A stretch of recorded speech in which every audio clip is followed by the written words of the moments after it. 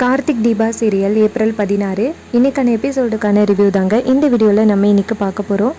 எபிசோடை ஸ்டார்ட் பண்ணுறதுக்கு முன்னாடி இந்த வீடியோவை மறக்காமல் லைக் பண்ணிக்கோங்க. உங்களுடைய ஒவ்வொரு லைக்ஸும் அடுத்த வீடியோ போடுறதுக்கு எங்களுக்கு கொஞ்சம் இன்ட்ரெஸ்டிங்காக இருக்கும். எபிசோடு எப்படி ஸ்டார்ட் ஆகுதுன்னா, நம்ம கார்த்தி வந்துட்டு மிஷினை சரி பண்ணுறாரு. இன்னொரு பக்கம் ஆனந்தும் மிஷின் ஓடுறத கவனிச்சுட்டு, என்ன அருண் மிஷின் ஓடுது, இன்ஜினியர் வந்துட்டானா அப்படின்னு. அதுக்கு அருண் சொல்கிறாரு, அதான் தெரியல ஆனந்த், போய் பார்ப்போமா அப்படின்னு. அப்போ ஆனந்தும் அருணும் வெளியில் வந்து பார்க்குறாங்க. பார்த்தா மிஷின் ஓடிக்கிட்டு இருக்கு. இதை பார்த்துட்டு ஆனந்த் ஷாக் ஆகுறாரு. அப்போ ஆனந்த் பக்கத்தில் உள்ளவங்க கேட்குறாங்க, இன்ஜினியர் வந்தாரா அப்படின்னு. அதுக்கு அவங்க சொல்கிறாங்க, இல்லை சார் அப்படின்னு. அப்போ ஆனந்த் நேராக அந்த மெக்கானிக்கு கால் பண்ணி, எப்போ வந்து மிஷினை சரி பண்ணிட்டு போனேன் அப்படின்னு கேட்க, அதுக்கு அவர் சொல்கிறாரு, ஆனந்த் சார், நான் கம்பெனிக்கு வரவே இல்லை. அந்த மிஷினை பற்றி தெரிஞ்சது 2 பேர் தான். அதுலேயும் ஒருத்தன் டெல்லியில் இருக்கான், இங்கே நான் இருக்கேன். அந்த மிஷினை கண்டிப்பாக சரி பண்ணவே முடியாது சார். யார் சரி பண்ணது அப்படின்னு. அதுக்கு ஆனந்த் சொல்கிறாரு, அதான் எனக்கும் தெரியல, சரி ஃபோனை வை அப்படின்னு சொல்லிட்டு ஃபோனை வச்சுட்டு பக்கத்தில் உள்ளவங்க கிட்ட கேட்குறாங்க, இந்த மிஷினை சரி பண்ணது யார் அப்படின்னு. அதுக்கு அவங்க சொல்கிறாங்க, சார் அந்த வராரே கார்த்தி, அவர் தான் அப்படின்னு. அப்போ கார்த்தியை பார்த்ததோட ஆனந்த் ஷாக் ஆகுறாரு. கார்த்தி அந்த இடத்துக்கு வந்ததோட ஆனந்த் சொல்கிறாரு, உனக்கு இந்த மிஷினை பற்றி எப்படி தெரியும் அப்படின்னு. அதுக்கு கார்த்தி சொல்கிறாரு, அண்ணா மேனுவலை எடுத்து பார்த்தா எல்லாமே தெரிஞ்சிட போகுது அப்படின்னு. அப்போ ஆனந்த் சொல்கிறாரு, நீ வந்த நாள்லையே 5 லட்ச ரூபாய் லாஸ், 2 மணி நேரம் லாஸ் அப்படின்னு. அதுக்கு பக்கத்தில் உள்ளவங்க சொல்கிறாங்க, சார் இன்னைக்கு கார்த்தி தம்பி வந்ததுனால தான் இந்த மிஷின் ஆன் ஆகி ஓடுது, இல்லைன்னா இன்னுமே அதிகமான லாஸ் ஆகியிருக்கும் அப்படின்னு. அதுக்கு ஆனந்த் சொல்கிறாரு, எது எப்படியோ இவன் வந்த நாளில் 5 லட்ச ரூபாய் லாஸ் ஆகிட்டுல அப்படின்னு. அப்போ பக்கத்தில் உள்ளவங்க சொல்கிறாங்க, சார் இப்போ என்ன 2 மணி நேரம் தானே லெஸ் ஆகிட்டு, நாங்கள் 2 மணி நேரம் எக்ஸ்ட்ராவாக ஊட்டி பார்க்குறோம் எங்கள் கார்த்திக்காக அப்படின்னு. அப்போ கார்த்திக் கேட்குறாரு, எதுக்காக நீங்கள் இப்படி வேலை பார்க்க போகிறீங்க அப்படின்னு. அதுக்கு அவங்க சொல்கிறாங்க, கார்த்திக் சார், உங்களை பார்க்கணும்னு நாங்கள் ரொம்ப நேரம் வந்து தவிச்சிக்கிட்டு இருந்தோம். இன்றைக்கி நீங்கள் எங்கள் கூட சேர்ந்து வேலை பார்க்க போகிறீங்க.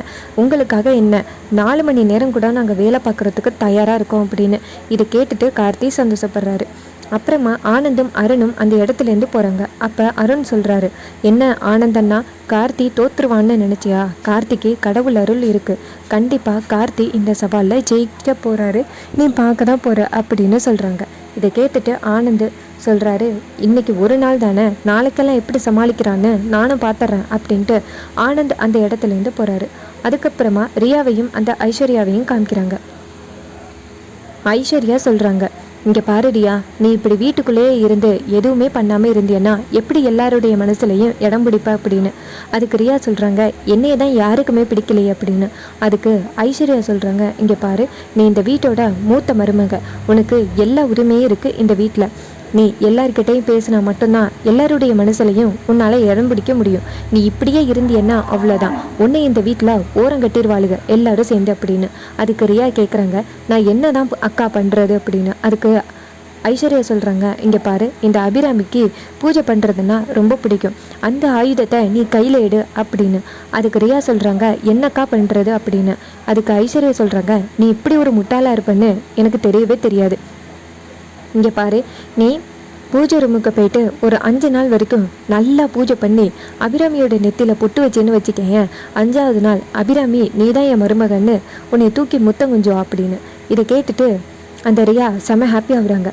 சரி ஐஸ்வர்யா, கண்டிப்பாக நான் வந்துட்டு பூஜை பண்ணுறதுக்கு பூஜை ரூமுக்குள்ளே போகிறேன் அப்படின்னு சொல்கிறாங்க. அப்போ ஐஸ்வர்யா சொல்கிறாங்க, இங்கே பாரு, நல்லா நீ பார்த்து பேசு, நீ ஏதாவது பேசுனா பிரச்சனை ஆகிரும் அப்படின்னு. அதுக்கு ரியா சொல்கிறாங்க, அக்கா நான் பார்த்துக்கிறேன் அப்படின்னு சொல்லிட்டு பூஜை பண்ணுறதுக்கு நேராக பூஜை ரூமுக்குள்ளே போகிறாங்க.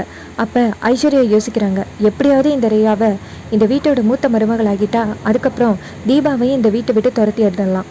ஏற்கனவே மீனாட்சி இந்த வீட்டை விட்டு போயிட்டா, எஞ்சி இருக்கிறது இந்த தீபா மட்டும்தான் அப்படின்னு. இன்னொரு பக்கம் நம்ம ரியா நேராக சாமிக்கு ரூமுக்குள்ளே போய் பார்க்குறாங்க. அங்கே பூஜைக்கான ஏற்பாடுகள் எல்லாமே ஆல்ரெடி பண்ணியிருக்கு. அப்போ ரியா யோசிக்கிறாங்க, எல்லாமே ஆல்ரெடி ரெடி பண்ணி இருக்குது, நம்ம விளக்கு மட்டும் கொளுத்தினா போதும் அப்படின்னு விளக்கு கொளுத்த போகிறாங்க. அப்போ பக்கத்தில் இருக்க தாலியை பார்த்துட்டு, எதுக்கு இவளோட தாலி இங்கே இருக்குது அப்படின்னு, இவளால் தானே என்னால் இந்த வீட்டுக்குள்ளே வர முடியலை அப்படின்னு அந்த தாலியை தூக்கி வெளியில் வீசுகிறாங்க. அந்த நேரம் அந்த பக்கமாக அபிராமி வராங்க. அபிராமி ரியா அந்த தாலியை தூக்கி வீசினதை பார்த்துட்டு டென்ஷன் ஆகி, ஏய் உன்னை யாருடைய அந்த பூஜை ரூம்குள்ளே போனது, வெளியில் வாடி அப்படின்னு சொல்ல, அப்போ ரியா நேராக அபிராமி கிட்ட வந்துட்டு, இங்கே பாருங்கள், எதுக்கு என்னை திட்டுறீங்க, என் மேலே என்ன தப்பு இருக்குது அப்படின்னு கேட்க, அதுக்கு அபிராமி சொல்கிறாங்க, இங்கே பாரு, நீ என்றைக்குமே இந்த வீட்டோட மூத்த மருமகள் ஆக முடியாது, எதுக்கு நீ பூஜை ரூமுக்குள்ளே போகிற அப்படின்னு கேட்குறாங்க. அதுக்கு ரியா சொல்கிறாங்க, இங்கே பாருங்க, அக்னி சாட்சியாக கல்யாணம் பண்ண தாலியை தூக்கி வீசிட்டு போயிட்டா அந்த மீனாட்சி, அவனா உங்களுக்கு மருமகளா? அவன் உங்கள் மருமகள் என்றைக்குமே ஆக முடியாது அப்படின்னு. அதுக்கு அபிராமி சொல்கிறாங்க, இங்கே பாரு, நீ என்ன சொன்னாலும் இந்த வீட்டோட மூத்த மருமகன்னா அது மீனாட்சி தான். ஏதோ கோவத்தில் தான் தாலியை தூக்கி வீசிட்டாலே தவிர்த்து இன்னுமே அவள் இந்த வீட்டோட மூத்த மருமக தான், ஞாபகம் வச்சுக்கோ அப்படின்னு. அதுக்கு அந்த ரியா சொல்கிறாங்க, இங்கே பாருங்கள், இந்த தாலி ஆனந்து கட்டினது, நான் தான் இந்த வீட்டோட மருமக, அதை ஞாபகம் வச்சுக்கோங்க. நான் இந்த வீட்டுக்குள்ளே போவேன், பூஜை ரூமுக்குள்ளேயும் போவேன், அதை தடுக்கிறதுக்கு உங்களுக்கு உரிமை கிடையாது அப்படின்னு நேராக பூஜை ரூமுக்குள்ளே போகிறாங்க. அப்போ டக்குன்னு நம்ம அபிராமி போயிட்டு தடுக்கிறாங்க. எதுக்கு சாமி ரூமுக்குள்ளே வர அப்படின்னு தடுக்கிறாங்க. அப்போ டக்குன்னு நம்ம அபிராமி சொல்கிறாங்க, மரியாதையை வெளியில் போடி அப்படின்னு. அப்போ ரியா டக்குன்னு அபிராமியை பிடிச்சி தள்ளி விடுறாங்க. இதை பார்த்துட்டு நம்ம தீபா ஓடி வந்து அபிராமியை தாங்கி பிடிக்கிறாங்க. அபிராமிகிட்ட கேட்குறாங்க, அத்தை என்னாச்சு அப்படின்னு. அதுக்கு அபிராமி சொல்கிறாங்க, சாமி ரூமுக்குள்ளே ஏன் வந்தேன்னு கேட்குறதுக்கு அவள் பிடிச்சி தள்ளி விடுறா அப்படின்னு. அப்போ நம்ம தீபா ஓடி வந்து ரியாவை ஓங்கி அறையிறாங்க. எவ்வளோ தைரியம் இருந்தால் அத்தை மேலே கை வச்சிருப்ப அப்படின்னு. அதுக்கு ரியா சொல்கிறாங்க, ஏன் மேலே கை வச்சுட்டே இல்லை, உனக்கு இருக்குடி அப்படின்னு. அதுக்கு தீபா சொல்கிறாங்க, மரியாதையை இந்த வீட்டை விட்டு போகிற வழியை பாரு. இங்கே பாரு, கார்த்திக் சார் இந்த சவாலில் ஜெயிக்க போகிறாரு, உன்னையும் இந்த வீட்டை விட்டு துரத்த போகிறாரு, பார்க்க தாண்டி போகிற அப்படின்னு. அப்போ ரியா சொல்கிறாங்க, உன்னையும் கார்த்தியும் இந்த வீட்டை விட்டு துரத்துறதுக்கு தாண்டி நானே இந்த வீட்டுக்குள்ளே வந்திருக்கேன் அப்படின்னு. ரியா சவால் விட்டுட்டு அந்த இடத்துலேருந்து போகிறாங்க.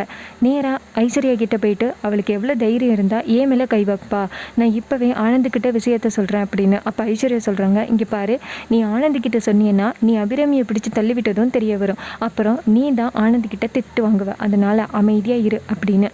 அப்போ ஐஸ்வர்யா கேட்குறாங்க, உனக்கு அம்மா அப்பா இருக்காங்கல்ல, அவங்கள கூப்பிட்டு வச்சு நியாயத்தை கேளு அப்படின்னு. அதுக்கு ரியா சொல்கிறாங்க, எனக்கு அப்பா அம்மாலாம் இல்லை அப்படின்னு. அதுக்கு ஐஸ்வர்யா சொல்கிறாங்க, சரி அதுக்கு ரெடி பண்ணிடலாம், கவலைப்படாத, நான் இருக்கேன்னு அப்படின்னு. அப்புறமா அந்த தீபா வந்து மீனாட்சிக்கிட்டே விஷயத்த சொல்கிறாங்க. இது கேட்ட மீனாட்சி சொல்கிறாங்க, நீ அடிச்சிருக்கக்கூடாது, அவளை வெட்டி கொன்று இருக்கணும் அப்படின்னு. அப்போ மைதிலி சொல்கிறாங்க, நம்மளாக இருந்தால் பண்ணியிருப்போம், தீபா பாவம் பாப்பால அப்படின்னு. அப்போ மீனாட்சி சொல்கிறாங்க, நான் சொல்கிற விஷயத்தை மட்டும் செய்யி, அந்த தீபா அந்த ரியா இரிட்டேட் ஆகி வீட்டை விட்டு போயிடுவா அப்படின்னு சொல்கிறாங்க.